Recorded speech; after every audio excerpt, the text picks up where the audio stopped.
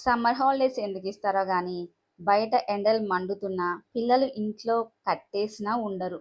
ఇంట్లో ఉంటేనేమో టీవీ లేదా మొబైల్.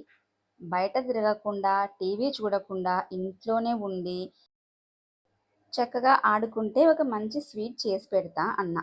ఇంక స్వీట్ చేయాలి కదా! దాని కొరకు ఇన్‌స్టాంట్ క్యారమెల్ పుడ్డింగ్ అయితే తీసుకున్నాను.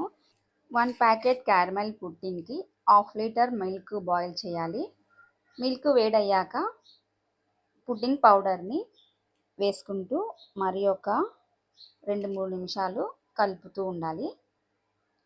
దీంట్లోనే మనకు ఈ క్యారమెల్ టాపింగ్ అయితే ఇస్తారు. దీన్ని ఒక బౌల్‌లో వేసి అంతా స్ప్రెడ్ చేసుకోవాలి.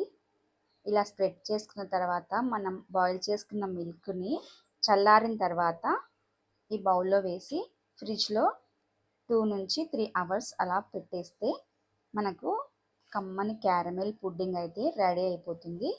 ఈ క్యారమెల్ పుడ్డింగ్ అనేది నేను ఫస్ట్ టైం చేస్తున్నాను. కానీ ఫస్ట్ టైం చేసినా చాలా చక్కగా వచ్చింది.